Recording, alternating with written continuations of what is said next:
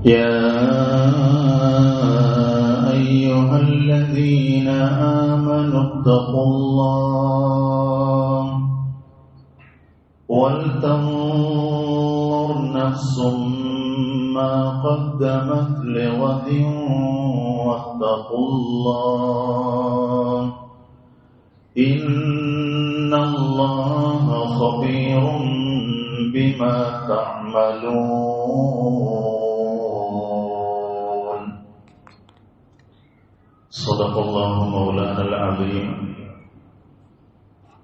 അല്ലാഹു സുബ്ഹാനഹു വ തആല നമ്മയെല്ലാം അനുഗ്രഹിക്കുമാറാവട്ടെ.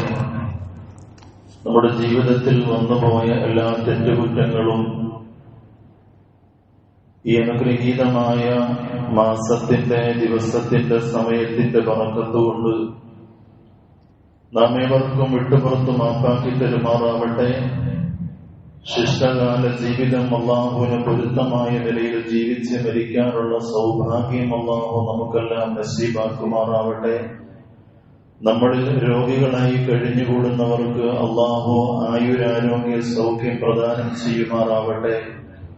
നമ്മിൽ നിന്ന് മൺമറഞ്ഞു പോയ നമ്മുടെ മാതാപിതാക്കൾ, ഗുരുവര്യർ അടക്കമുള്ള എല്ലാവർക്കും അല്ലാഹു മഗ്ഫിറത്തും മർഹമത്തും സ്വർഗവും പ്രദാനം ചെയ്യുമാറാവട്ടെ. സ്നേഹവും ബഹുമാനവും നിറഞ്ഞ മുഅ്മിനീങ്ങളെ, സഹോദരങ്ങളെ,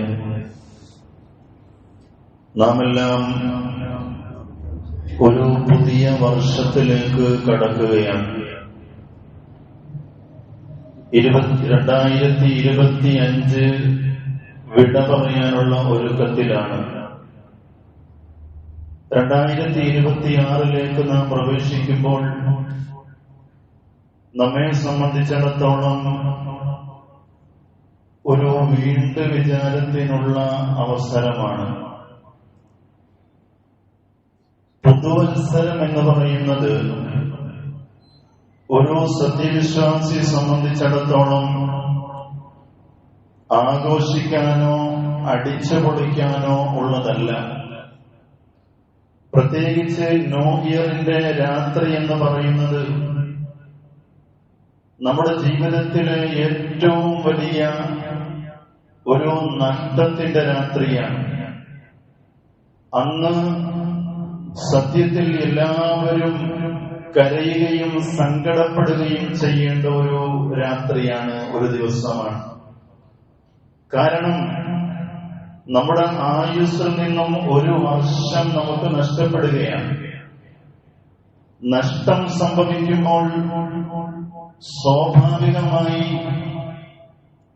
വിവേകമുള്ള ആരും അതിൽ സന്തോഷിക്കാറില്ല. ഇനി ആരെങ്കിലും സന്തോഷിക്കുകയോ ആഹ്ലാദിക്കുകയോ ചെയ്താൽ നമ്മൾ അവനെക്കുറിച്ച് വിവേകമില്ലാത്തവനെന്നോ ബുദ്ധിയില്ലാത്തവനെന്നോ പൊട്ടനെന്നോ നമ്മൾ വിളിക്കാറുണ്ട്. അപ്പോ ഒരു സത്യവിശ്വാസിയെ സംബന്ധിച്ചിടത്തോളം പുതുവർഷം ആഘോഷത്തിൻ്റെതല്ല, മറിച്ച് വീണ്ടും വിചാരത്തിന്റെ അവസരമാണ്.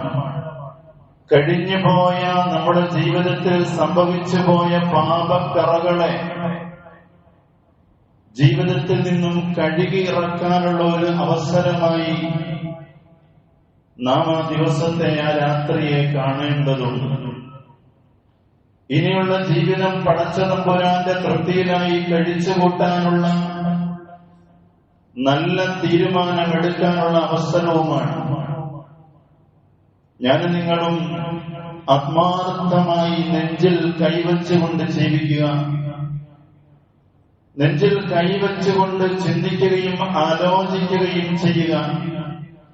ഈ കഴിഞ്ഞുപോയ ഒരു വർഷം, അല്ലെങ്കിൽ നമ്മുടെ ജീവിതത്തിൽ കഴിഞ്ഞുപോയ വർഷങ്ങൾ എനിക്ക് ലാഭകരമായിരുന്നോ എന്ന് നന്നായി ആലോചിക്കാനും ചിന്തിക്കാനുമുള്ള ഒരു അവസരമാണിത്. ബുദ്ധിമാനായ ഒരു കച്ചവടക്കാരൻ, നമുക്കറിയാം, വർഷാവർഷങ്ങളിൽ കണക്കെടുപ്പ് നടത്തും. തന്റെ ബിസിനസ് ലാഭകരമാണ് എങ്കിൽ അത് എങ്ങനെ മെച്ചപ്പെടുത്താൻ സാധിക്കും എന്നതിനെ കുറിച്ച് ആ മനുഷ്യൻ ആലോചിക്കും. ഇനി നഷ്ടമാണ് സംഭവിച്ചത് എങ്കിൽ കച്ചവടത്തിൽ സംഭവിച്ച ആ പരാജയം, ആ നഷ്ടം അത് എങ്ങനെ നികത്താനാവും എന്നതിനെ കുറിച്ചും ആ മനുഷ്യൻ കൂലങ്കഷമായി ചിന്തിക്കുകയും ആലോചിക്കുകയും ചെയ്യും. ഇത് ഭൗതിക ലോകത്ത് എന്തെങ്കിലുമൊക്കെ നഷ്ടങ്ങൾ സംഭവിച്ചാൽ നമുക്ക് ചെയ്യാൻ കഴിയുന്ന കാര്യങ്ങളാണ്. എന്നാൽ പരലോകത്ത് നമ്മെ സംബന്ധിച്ചിടത്തോളം അതിന് അവസരമില്ല. കാരണം പരലോക നഷ്ടം നമുക്ക് വ്യക്തമാകുന്നത് ഒരിക്കലും നഷ്ടം നികത്താനാവാത്ത ഒരു ദിവസത്തിലാണ്. അതിനെക്കുറിച്ചാണ് പരിശുദ്ധമായ ഖുർആൻ ഓർമ്മപ്പെടുത്തിയത്. ذَلِكَ يَوْمُ التَّغَابُنِ, അത് നഷ്ടം വെളിപ്പെടുന്ന ദിവസമാണ് എന്ന്. അന്ന് മനുഷ്യൻ ചിന്തിക്കാൻ തുടങ്ങും. യൗമ യതദക്കറുൽ ഇൻസാൻ, മനുഷ്യൻ ആലോചിക്കും ആ ദിവസത്തിൽ. പക്ഷേ അന്നേ ദിവസത്തെ ഉടമസ്ഥനായ അല്ലാഹു റബ്ബുൽ ഇസ്സത്ത് പറയും, അന്നാ ലഹു ദിക്റ, ഇപ്പൊ ചിന്തിച്ചിട്ട് എന്താണ് കാര്യം? അവലം നുഅമ്മിറുകും മാ യതദക്കറു ഫീഹി മൻ തദക്കർ, അല്ലാഹു പറയുകയാണ്, നിനക്ക് നിന്റെ ജീവിതത്തിൽ ചിന്തിക്കാനും ആലോചിക്കാനും വിവേകം നേടി തിരിച്ചു വരാനും ഒരുപാട് അവസരങ്ങൾ ഞാൻ നിന്റെ ജീവിതത്തിൽ നൽകിയില്ലേ എന്ന് അന്നേ ദിവസത്തിന്റെ ഉടമസ്ഥനായ രാജാതിരാജനായ അല്ലാഹു റബ്ബുൽ ഇസ്സത്ത് നമ്മളോട് ചോദിക്കുമ്പോൾ എന്ത് മറുപടിയായിരിക്കും അന്നേ ദിവസം നമുക്ക് ഓരോരുത്തർക്കും പറയാനുണ്ടാവുക? അതുകൊണ്ട് പ്രിയമുള്ള മുഅ്മിനീങ്ങളെ, അവിടെ രക്ഷപ്പെടാനായി അസ്ലിഹൂ ദുനിയാക്കും വഅമലൂ ലിആഖിറതികും, ഈ ദുനിയായ ജീവിതം നാം നന്നാക്കുകയും മെച്ചപ്പെടുത്തുകയും ചെയ്യുക, ഒപ്പം പരലോക ജീവിതത്തിന് വേണ്ടി നന്നായി അധ്വാനിക്കുകയും ചെയ്യുക എന്ന് മഹാനായ റസൂലുള്ളാഹി സ്വല്ലല്ലാഹു അലൈഹി വസല്ലമ തങ്ങൾ പഠിപ്പിക്കുകയാണ്. നമ്മൾ എന്ത് ചെയ്താലും അത് നന്മയാവട്ടെ തിന്മയാവട്ടെ, ജീവിതത്തിൽ ചെയ്യുന്നതൊക്കെയും അല്ലാഹു സുബ്ഹാനഹു വ തആല വളരെ കൃത്യമായി രേഖപ്പെടുത്തി വെക്കുമെന്ന് ഖുർആനിൽ നമ്മൾ അടിക്കടി പാരായണം ചെയ്യുന്നുണ്ട്. ഫമൻ യഅമൽ മിത്ഖാല ദർറത്തിൻ ഖൈറൻ യറ, ഒരു അണുമണി തൂക്കം നന്മ ചെയ്താൽ അത് അല്ലാഹു രേഖപ്പെടുത്തും. വമൻ യഅമൽ മിത്ഖാല ദർറത്തിൻ ശർറൻ യറ, ഒരു ചെറിയ തിന്മ സംഭവിച്ചു പോയാൽ അതുപോലും അല്ലാഹു സുബ്ഹാനഹു വ തആല രേഖപ്പെടുത്തുമെന്നിരിക്കെ, പ്രിയപ്പെട്ടവരെ, ഈ കടന്നു വരുന്ന പുതുവർഷത്തിൽ നന്മകൾ ചെയ്ത് അല്ലാഹുവിലേക്ക് അടുക്കാൻ വേണ്ടി നമ്മൾ പ്രതിജ്ഞയെടുക്കുക. ഞാനും നിങ്ങളും ആഗ്രഹിക്കുന്നത് നല്ലൊരു ജീവിതമാണ്, സന്തോഷം നിറഞ്ഞ ഐശ്വര്യവും ക്ഷേമവും സമൃദ്ധിയും സമാധാനവും നിറഞ്ഞൊരു ജീവിതമാണ്. അത് ലഭിക്കാനുള്ള എളുപ്പവഴി പരിശുദ്ധമായ ഖുർആൻ ശരീഫിൽ അല്ലാഹു സുബ്ഹാനഹു വ തആല വളരെ കൃത്യമായി നമുക്ക് പഠിപ്പിച്ചു തരികയാണ്. മൻ അമില സാലിഹൻ മിൻ ദക്കരിൻ ഔ ഉൻസാ വഹുവ മുഅ്മിൻ ഫലനുഹ്യിയന്നഹു ഹയാതൻ തയ്യിബ. അല്ലാഹു പറയുകയാണ്, ആണാവട്ടെ പെണ്ണാവട്ടെ പുരുഷനാവട്ടെ സ്ത്രീയാവട്ടെ ആരുമായി കൊള്ളട്ടെ, സത്യവിശ്വാസം സ്വീകരിക്കുകയും ഈമാനിൽ അടിയുറച്ച് അചഞ്ചലമായി വിശ്വസിക്കുകയും സൽക്കർമ്മങ്ങൾ അനുഷ്ഠിക്കുകയും ചെയ്താൽ അല്ലാഹു അവന് വാഗ്ദാനം ചെയ്യുന്നു, ഫലനുഹ്യിയന്നഹു ഹയാതൻ തയ്യിബ, നാം അവർക്ക് സന്തോഷകരമായ ജീവിതം പ്രദാനം ചെയ്യും. അതിനുള്ള അവസരമാണ്, നന്മകൾ ചെയ്യാനുള്ള അവസരമാണ് ഓരോ ദിവസവും നമ്മിൽ നിന്ന് കഴിഞ്ഞുപോയിക്കൊണ്ടിരിക്കുന്നത്. ഈ പുതുവർഷത്തിന്റെ ഏറ്റവും വലിയ സന്ദേശമായി ഞാൻ നിങ്ങൾക്ക് മുന്നിൽ വെക്കാൻ ഉദ്ദേശിക്കുന്ന ഒരു ഹദീസ് പുന്നാര നബി നമ്മളോട് പറയുകയാണ്.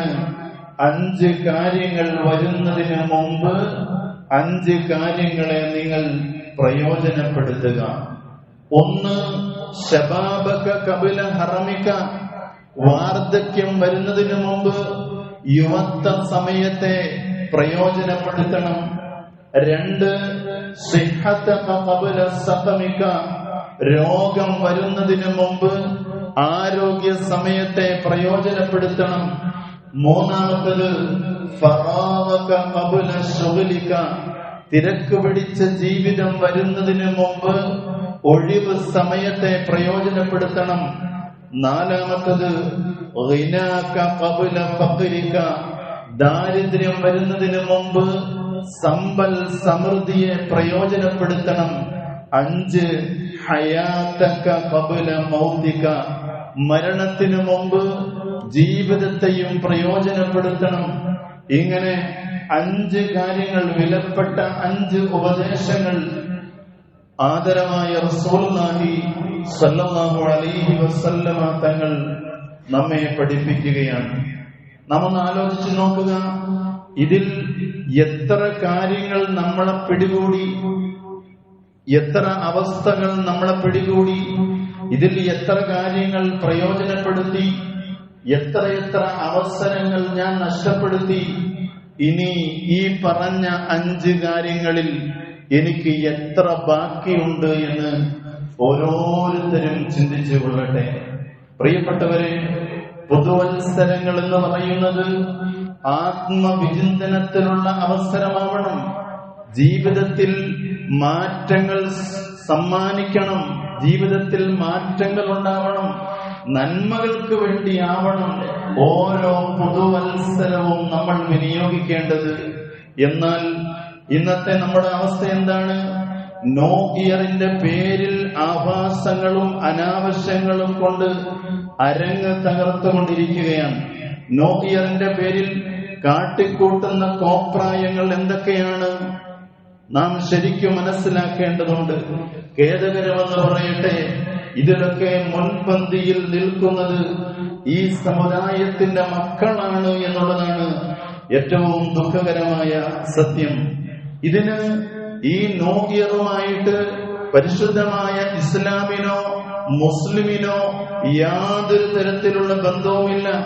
നാം ശരിക്കും മനസ്സിലാക്കണം, ഈ നോ ഇയർ എന്ന് പറയുന്നത്, ഈ പുതുവത്സരം എന്ന് പറയുന്നത്, ഇതിന്റെ പശ്ചാത്തലം, ഇതിന്റെ പിന്നിലുള്ള ചരിത്രം നാം മനസ്സിലാക്കി വെക്കണം. എന്താണ് ഈ നോ ഇയർ ആഘോഷം? ഒറ്റവാക്കിൽ പറഞ്ഞാൽ അതൊരു ക്രൈസ്തവ വിശ്വാസത്തിന്റെ ആഘോഷമാണ്. ക്രൈസ്തവ വിശ്വാസത്തിന്റെ ആഘോഷത്തിന്റെ ഭാഗമാണ് ഈ നോ ഇയർ. അധിനിവേശ സംസ്കാരത്തിന്റെ അവശിഷ്ടമാണ് ഈ നോ ഇയർ എന്ന് പറയുന്നത്. തികച്ചും അത് ക്രൈസ്തവ വിശ്വാസത്തിന്റെ പശ്ചാത്തലത്തിൽ നിന്നും രൂപപ്പെട്ടതാണ് ഈ നോ ഇയർ എന്ന് പറയുന്നത്. അതിനെക്കുറിച്ച് പറഞ്ഞാൽ ഗ്രിഗറി 13-ാമൻ, അതായത് മാർ ഗ്രിഗോറിയോസ് മാർപ്പാപ്പയുടെ കാലഘട്ടം, അദ്ദേഹത്തിന്റെ നിർദ്ദേശപ്രകാരം 1538 ജനിച്ച് 1612 മരണപ്പെട്ട ക്രിസ്റ്റഫർ ക്ലാവിയസ് എന്ന വ്യക്തി രൂപകൽപ്പന ചെയ്ത ഗ്രിഗോറിയൻ കലണ്ടറിൽ ജനുവരി മാസം 1 പുതുവത്സരമായി നിശ്ചയിച്ചു. അന്ന് നിലവിലുണ്ടായിരുന്ന ജൂലിയൻ കലണ്ടർ പരിഷ്കരിച്ചാണ് ഈ പുതിയ ഗ്രിഗോറിയൻ കലണ്ടർ രൂപകൽപ്പന ചെയ്തിട്ടുള്ളത്. അപ്പോ ഇവിടെ ജനുവരി 1 വർഷാരംഭമായി നിശ്ചയിക്കാനുള്ള കാരണങ്ങൾ പലതാണ്. അതിൽ പ്രധാനപ്പെട്ട ഒരു കാരണം എന്ന് പറയുന്നത് യേശുവിന്റെ ചേലാകർമ്മം നടന്ന ദിവസമാണ് ജനുവരി 1 എന്ന് പറയുന്നത്. അതുകൊണ്ട് ആ ദിവസത്തിന് അവര് പ്രാധാന്യം നൽകുന്നു. ആ ദിവസത്തെ പ്രത്യേകമായി കണ്ട് ആ ദിവസത്തെ വർഷത്തിന്റെ ആരംഭമായി അവർ നിശ്ചയിച്ചു. രണ്ടാമത്തേത് ക്രൈസ്തവ ആഘോഷമായ ക്രിസ്തുമസ് ഡിസംബർ 25-നാണ്. ആ ക്രിസ്തുമസ് ആഘോഷത്തിന്റെ പരിസമാപ്തിയാണ് പുതുവത്സരാഘോഷം എന്ന് പറയുന്നത്. അപ്പോ ഡിസംബർ 25-ന് തുടക്കം കുറിക്കുന്ന ക്രിസ്മസ് ആഘോഷങ്ങളുടെ പര്യവസാനമാണ് ന്യൂ ഇയർ എന്ന് പറയുന്നത്. ഡിസംബർ 3-ാമത്തെ അഭിപ്രായം ഡിസംബർ 25 ദൈവപുത്രനായ യേശുവിന്റെ ജന്മദിനവും ജനുവരി 1 എന്ന് പറയുന്നത് പരിശുദ്ധാത്മാവിന്റെ ജന്മദിനവുമാണ്. അപ്പോ ഈ അടിസ്ഥാനത്തിലൊക്കെയാണ് ക്രിസ്തുമസും പുതുവത്സരവും അവർ ആഘോഷിക്കുന്നത്. നമുക്ക് പറയാനുള്ളത് അവർ ആഘോഷിക്കട്ടെ, അവർക്കതിന്റെ സ്വാതന്ത്ര്യമുണ്ട്, അത് അവരുടെ വിശ്വാസത്തിന്റെ ഭാഗമാണ്. പക്ഷേ നമ്മെ സംബന്ധിച്ചിടത്തോളം ഈ ആഘോഷത്തിൽ പങ്കുചേരുക എന്നുള്ളത് കടുത്ത പാപമാണ്, അഥവാ വൻ പാപമാണ്. അതിൽ തന്നെ ഏറ്റവും ഗൗരവമുള്ള ശിർക്ക് ഒരിക്കലും അല്ലാഹു റബ്ബുൽ ഇസ്സത്ത് പുറത്തു തരാത്തൊരു പാപമാണ്. കാര്യം നമ്മള് പടക്കം പൊട്ടിച്ചവളായിരിക്കും, അല്ലെങ്കിൽ ന്യൂ ഇയറിന്റെ പേരിൽ ഒരു കേക്ക് മുറിച്ചിട്ടുണ്ടാവും. നമ്മളതിന്റെ ഗൗരവം മനസ്സിലാക്കുന്നില്ല. പ്രിയപ്പെട്ടവരെ, മഹാനായ റസൂലുള്ളാഹി സ്വല്ലല്ലാഹു അലൈഹി വസല്ലമ തങ്ങൾ അതിന്റെ ഗൗരവം നമുക്ക് പഠിപ്പിച്ചു തരികയാണ്. ഇത് തികച്ചും ഒരു ശിർക്കി വിശ്വാസത്തിന്റെ ഭാഗമാണ്. നമ്മൾ അതിൽ പങ്കുകൊണ്ടാൽ നമ്മളും അതിനെ അംഗീകരിക്കുന്നു എന്നാണ്. ആ ആഘോഷത്തിൽ നാം പങ്കുചേർന്നാൽ അതിനെ അംഗീകരിക്കുന്നു എന്നാണ്. ഇത് അല്ലാഹു സുബ്ഹാനഹു വ തആല ഒരിക്കലും നമുക്ക് പുറത്തു തരാത്ത ഒരു പാപമാണ്. അതുകൊണ്ട് പ്രിയമുള്ള മുഅ്മിനീങ്ങളെ, 2025 നമ്മോട് വിട പറഞ്ഞ് 26-ലേക്ക് നാം കാലെടുത്ത് വെക്കുമ്പോ ഒരുപാട് ചിന്തകൾ നമ്മുടെ മനസ്സിലേക്ക് വരേണ്ടതുണ്ട്. ഒന്ന്, അല്ലാഹു സുബ്ഹാനഹു വ തആല എനിക്ക് ദാനമായി നൽകിയ ആയുസ്സിൽ നിന്ന് 1 വർഷം എന്നേക്കുമായി എനിക്ക് നഷ്ടപ്പെട്ടല്ലോ എന്ന ചിന്തയാണ്. അള്ളാഹു നൽകിയ ആയുസ്സിൽ നിന്നും 1 വർഷം എനിക്ക് നഷ്ടപ്പെട്ടല്ലോ എന്ന ആ ഖേദത്തിന്റെ ചിന്തയാണ്. 2026-ലേക്ക് നാം കാലെടുത്ത് വെക്കുമ്പോ നമുക്കൊരു വയസ്സുകൂടി ആയുസ് 1 നമുക്ക് കുറഞ്ഞു. എനിക്ക് 1 വർഷം നഷ്ടമായി. 1 വർഷം നഷ്ടമാകുമ്പോ മരണത്തിലേക്ക് 1 സ്റ്റെപ്പ് നാം അടുത്തിരിക്കുകയാണ്. അപ്പൊ നാം ചിന്തിക്കണം, നമ്മൾ ജനുവരി 1-ന് പഴയ കലണ്ടർ എടുത്തു മാറ്റി പുതിയത് തൂക്കുമ്പോ ജീവിതമാകുന്ന പുസ്തകത്തിൽ നിന്നും എനിക്ക് നഷ്ടപ്പെടുന്നത് വിലപ്പെട്ട 1 വർഷമാണ്, ഒരു വയസ്സാണ്. വിലപ്പെട്ട ആയുസ്സിൽ നിന്നും നഷ്ടപ്പെട്ടു പോകുന്നത് 1 വർഷമാണ്. അപ്പൊ 1 ദിവസം നമുക്ക് 1 വർഷം നമുക്ക് നഷ്ടമായി. മരണത്തോട് നാം അടുത്തല്ലോ, ഖബറിനോട് നാം അടുത്തു.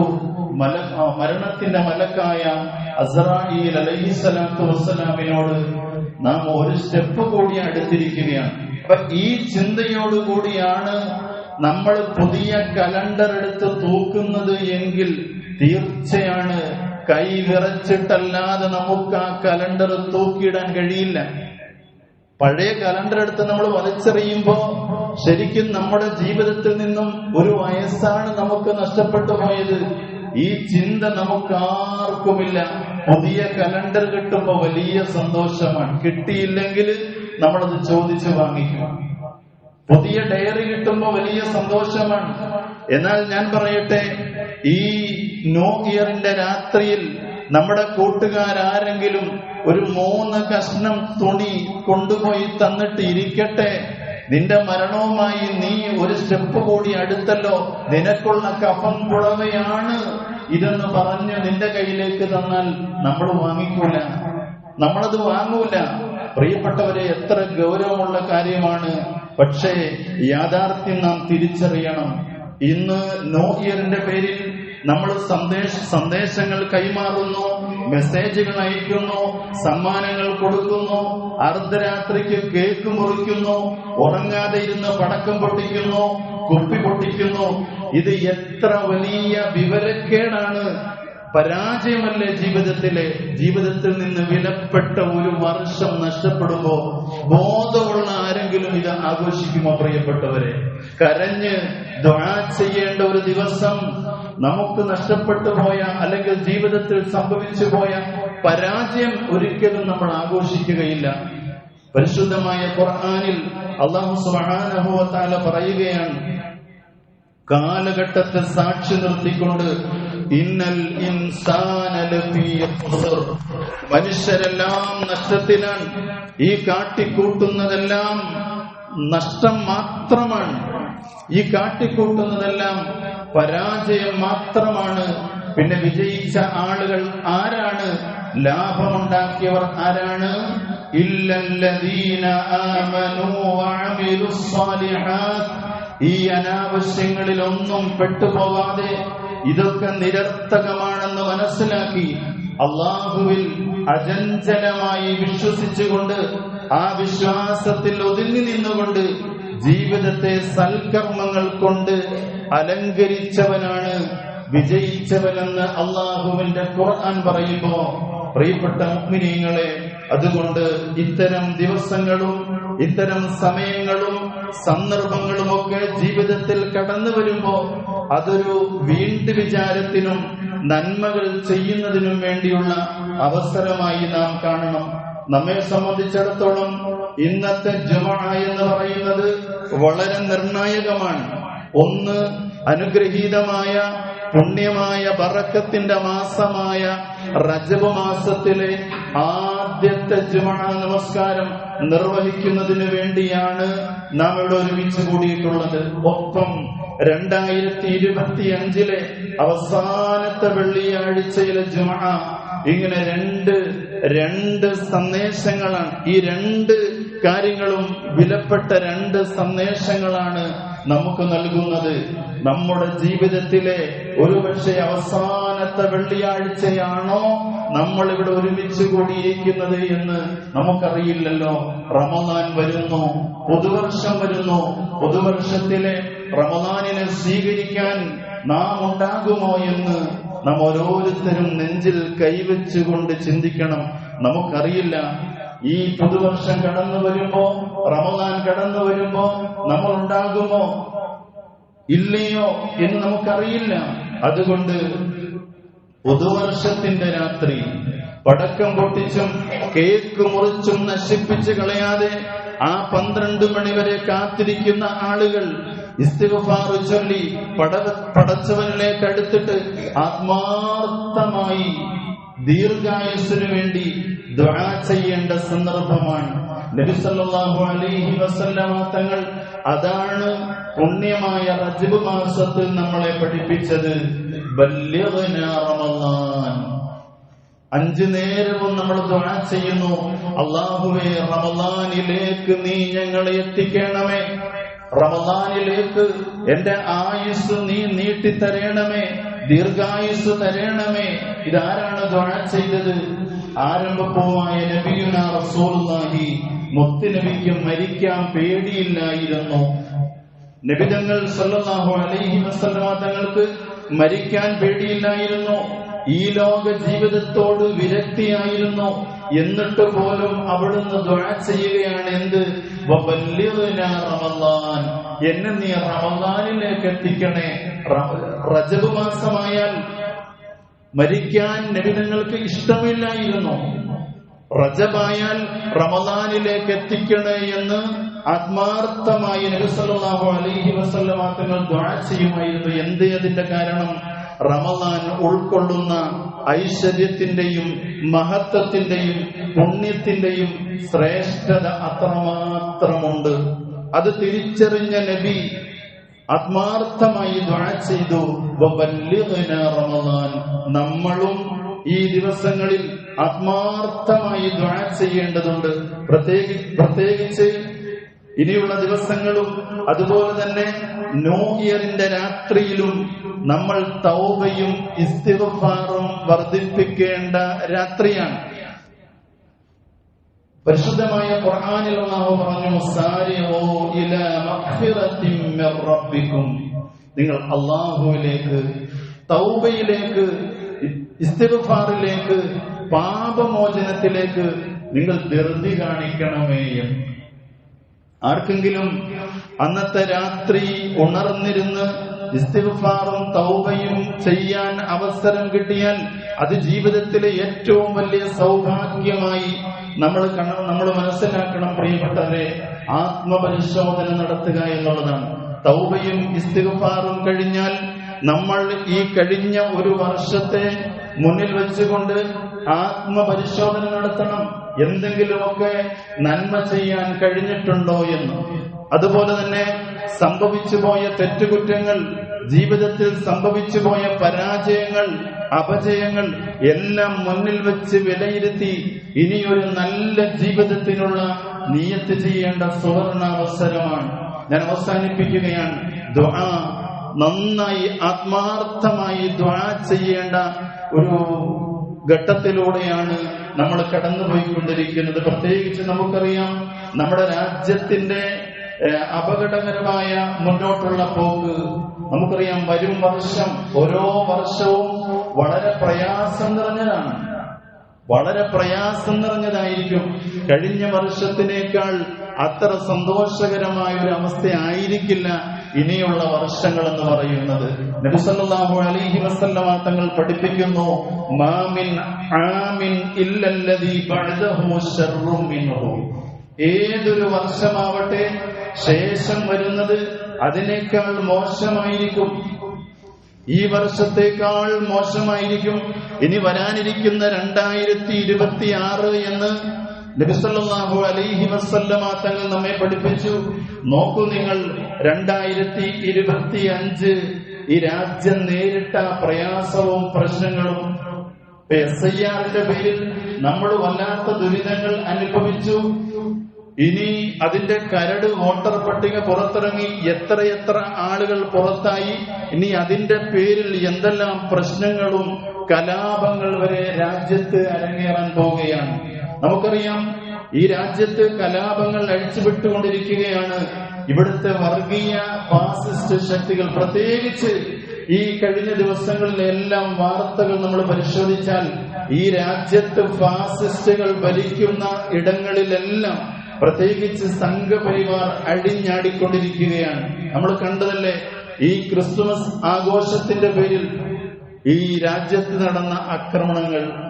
ക്രിസ്തുമസ് ആഘോഷിക്കാൻ പാടില്ല, എല്ലാം അടിച്ചു തകർത്തുകൊണ്ട് ഇങ്ങനെ രാജ്യത്ത് അവര് ഉറഞ്ഞു തുള്ളിക്കൊണ്ടിരിക്കുകയാണ്.